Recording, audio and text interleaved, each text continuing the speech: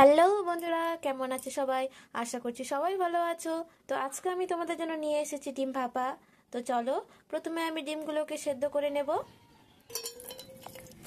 সেদ্ধ করা হয়ে গেছে, এবার আমি ডিমগুলোকে দুভাগ করে কেটে নেব। কেটে নেওয়ার পর এবার আমি মিক্সিতে হলুদ, সর্ষে, 4-5টে কাজু বাদাম, 1 চামচ পোস্ত, 4-5টে কাঁচা লঙ্কা, সামান্য জল দিয়ে দেব। এবার আমি মিক্সিতে বেটে নেব। এরপর আমি কড়াইয়ে তেল দিয়ে দিয়েছি, এগুলো ভেজে নেব। পেঁয়াজগুলোকে আমরা হালকা লাল লাল করে ভেজে নেব।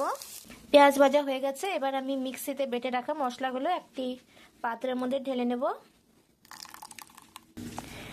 এবার আমি ভেজে রাখা পেঁয়াজগুলো দিয়ে দেব। পরিমাণ মতো লবণ, হলুদ। এবার আমি ভালো করে মিক্স করে নেব। সামান্য পরিমাণ জল দিয়ে দেব। এবার দিয়ে দেব সরষের তেল,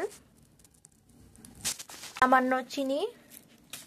মিশিয়ে নেওয়া হয়ে গেছে, এবার আমি সেদ্ধ করে কেটে রাখা ডিমগুলো দিয়ে দেব। তো দেখো, আমি কড়াইয়ের মধ্যে এখানে জল বসিয়ে দিয়ে দিয়েছি। এবার আমি এই পাত্রটা দিয়ে দিলাম।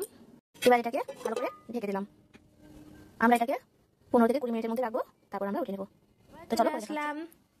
তো আমাদের ডিম ভাপা রেসিপি আমাদের কমপ্লিট হয়ে গেছে। এবার আমি উঠিয়ে নেব।